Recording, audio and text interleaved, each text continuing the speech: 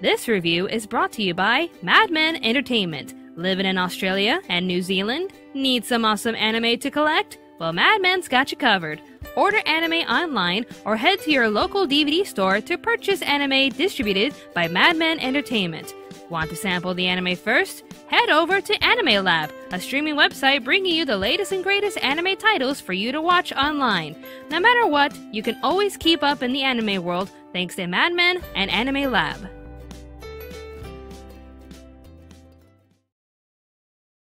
I'ma just say this here because I'm not really good at being all that romantic. But Josh, if you're watching this, and you probably are because I'm making you right now, you are by far one of the greatest things to ever happen to me. And no matter what day of the year it is, I love you no matter what, so never forget that, alright? So I dedicate this review to you, you lovable dork.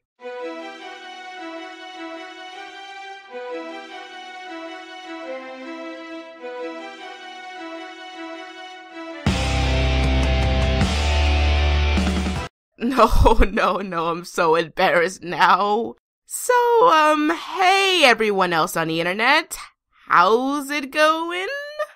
Alright, let's talk for realsies. In the anime world, I do question the naivety of how some shows tend to inflate or exaggerate the course of romantic relationships. But fear not though, because today I present the anime Golden Time. A show that, beyond what's been said about it, offers to the table an organic take on romantic relationships and connections. So, without further ado, let's fire this review underway!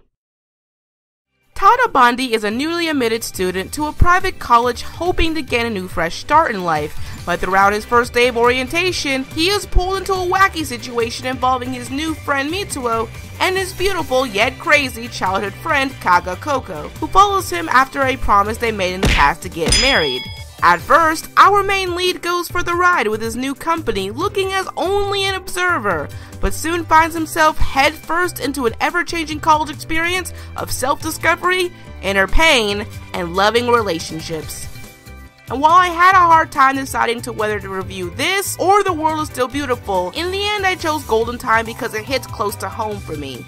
For one, I like the fact that it's set in a college environment, and really feels like one at that. Even with a few cultural specific situations here and there, it didn't take away from the familiarity. I like the themes of future and promises. Whether we like it or not, our relationships can change. Your high school sweetheart now might not be your soulmate for life. And more importantly, we shouldn't harbor our displeasure when a confession or a relationship goes sour. Furthermore, unlike other rom-com dramas, it does coin the phrase, "Life is complicated," but takes the "life is complicated" on a grounded format. When you see this show, you'll see that the secrets, lies, and resentment isn't needed, yet it doesn't overflate the situations each character makes, even if their emotions seem so. Just take things slow and direct and hope it all pans out. I hate how some shows either make characters get over complicated relationship problems in like 10 minutes, or exaggerate them to seem unrealistic entirely. But Golden Time has a good fix. Is it because it's not always set in a school setting, or is it because the characters are older entirely? I don't know. Adding to the fact that the situations constantly change, which made the world really come to life. And in turn, it didn't make the plot so predictable. Though with that being said, I really can't help but point out some contradicting flaws.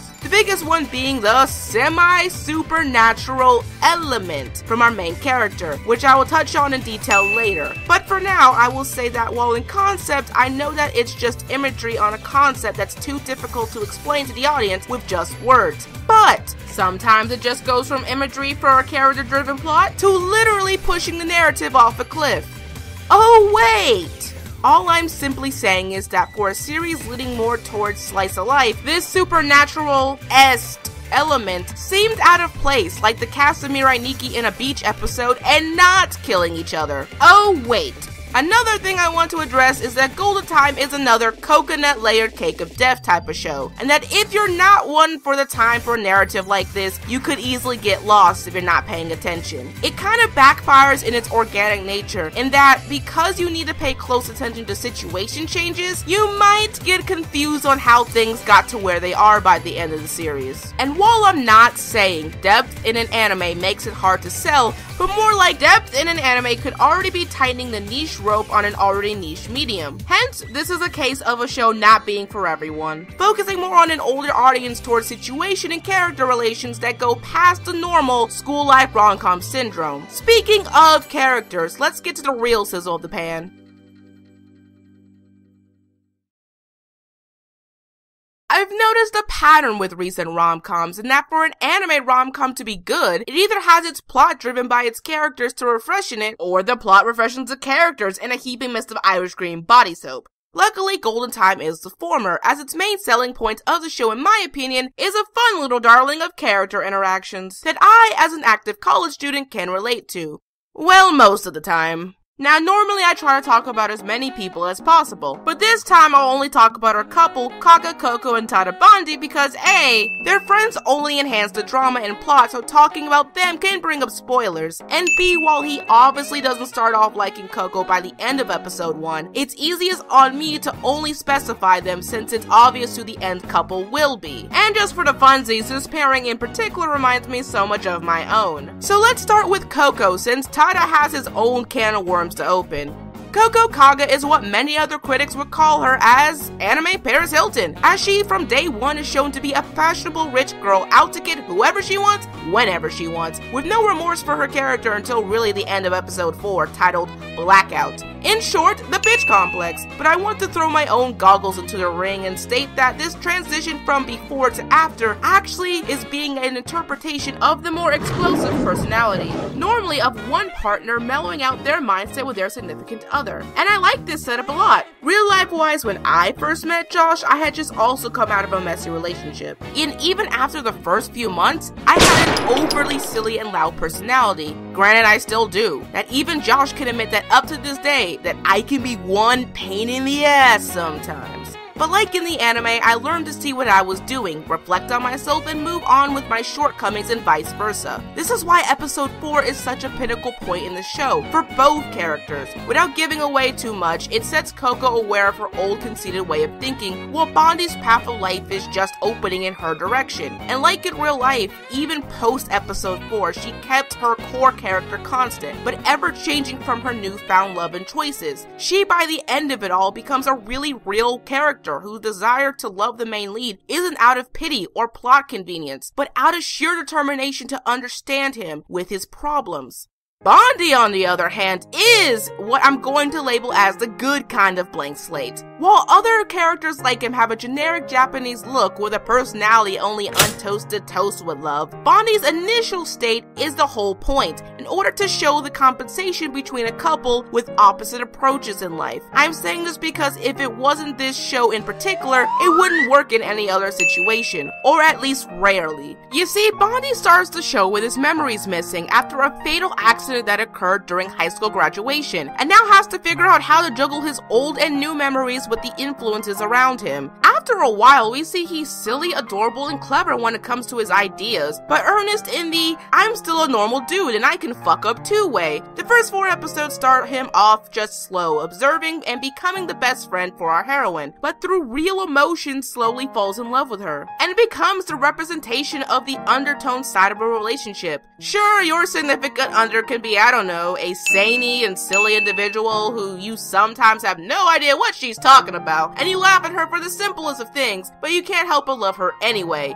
Put simply, the main mechanic of our lead is this two-sided differential between Bondi post-amnesia, which represents patience, and the Bondi prior amnesia, who represents old wounds, who while in the same body can be considered as 2 separate characters, which I will leave Ghost Bondi for later. The clash between both mindsets can be seen as a lesson of not trying to throw away your feelings of past people, and to again compromise. Then simply the don't forsake your past kind of moral, because Bondi tries the latter and it ends up ghosting him in the gut in more ways than one. But when he tries to face his past, he doesn't have to face it alone. Through patience and understanding, he can ask Coco to walk with him and hope to rapport a communication system just for them, so by the end of the series, the viewer is all the more rewarded. Now, I know I'm dodging a lot of things for any of this to make sense right now, but just you wait, cause after presentation, it's ghost busting time.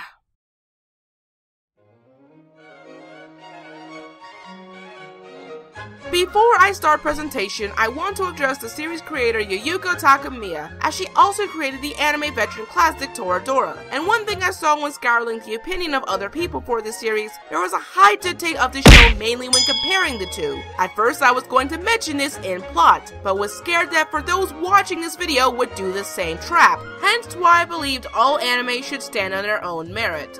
This is an anime produced over at JC Staff, whose animation consistency is all over the place and not one of my personal favorites, where their quality of work can range on their how much McNuggets they give that day. For Golden Time, the animation quality was a well-balanced hybrid between Toradora with a hint of Nomade Cantabile for those who know what that anime is. Then again, the bulk of their drama was character-driven, so going low maintenance was a good move, as long as the character designs were in proper order. Bondi did concern me a bit, but thanks to his ghost doppelganger, his design grew on me. Though I couldn't say the same for College Kama clone Takia over here, and it's a shame too because his character development was nicely executed for all you singles awareness people out there. I mean, his design was supposed to state the point of his journey, but the fact that Kama from World God Only Knows makes this look popular again made me wish Takia didn't literally get the shaft of his design and the plot. For this review, I'm not going to touch much about sound since the soundtrack did its job just fine, and I didn't find anything outlandishly wrong with it.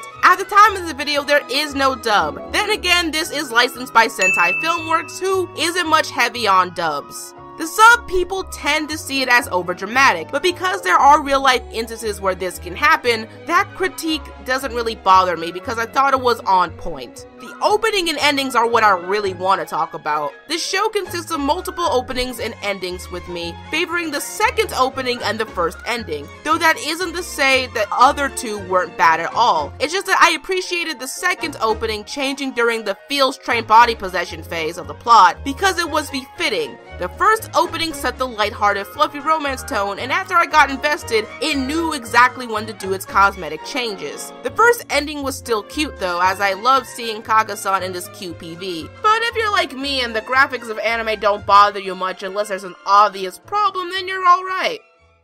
Finally, the kid gloves are off and I can upgrade to the real industrial model. Oops.